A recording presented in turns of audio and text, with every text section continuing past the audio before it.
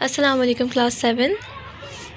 This is your homework for winter vacations. You have to do it in your copy. We are going to start chapter number 19, information handling. First, you should know what is information handling. Information handling is basically when you have the data and you have to organize it in a way that they are understandable. This is what handling means, okay? That you present data in a way that people can easily draw any conclusions from the data. Okay, so come to the exercise now. Question number 1 is fill in the blanks. First is ungrouped data are raw data. We have actually two kinds of data, group data and ungrouped data. Ungrouped data are data which is in raw form, okay, like when data is presented in ungrouped form. So the reader find it difficult to draw any conclusion from the data. Okay, now part 2 is the difference between the lower and upper limit of a class is called the class intervals. This is about frequency distribution table. वहाँ पे you need to make a class intervals column. Okay, now part 3 is the number of times an item appears in a class is called its frequency. Yes, okay, the number of times a data occur is called its frequency. Now in a bar chart, the data value is indicated by the height of the bar. This is a kind of a graph, and you will need to plot a lot of graphs later in this exercise.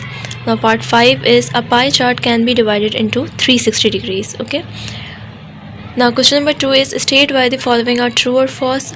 Number 1 is a frequency distribution consists of class intervals and corresponding frequencies. Yes, it's true. In frequency distribution table you need to make two columns. One is class interval and the other one is corresponding frequencies. Okay, now part 2 is range is the difference between the lower and upper class limits. Yes, it's true. In a bar chart the y-axis represent the data values. True. In a pie chart the data is presented in the form of sectors. True. The number of data items is equal to the sum of class frequencies. Yes, it's true. If you add up all the frequencies you get the number of data items. Okay, now question number 3 is the following table shows the market position of different brands of TV sets represent the same by a bar graph. Here you need to plot a bar graph. Okay, basically you are given the brands of TV sets and the percent of buyers. Okay, we are going to make two lines. The horizontal one is called x-axis and the vertical one is called y-axis. Okay, in the x-axis you have to write the brands which are A, B, C, D, others. Okay, and in vertical axis like in y-axis you have to write the numbers, percentage of buyers. Okay, and percentage of buyers goes up to 40 now, so you have to make this numbering up to 40 at least. Okay, now part A is, now look at this column again. 40% of buyers are of brand A. Okay,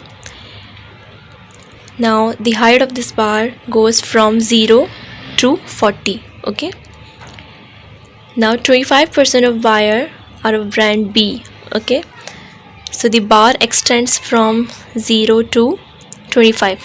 And C, the bar extends from 0 to 20. In D, the bar extends from 0 to 10. And others, the bar extends from 0 to 5. Okay, so this is the bar graph. Okay, and in bar graph you have to make this statement, like you are seeing the statement market position of different brands of TV series. Basically every bar chart must have a title that states what the chart represents. Okay, now question number 4 is the class 10 result for the last 5 years of a school is given below, represented by a bar graph.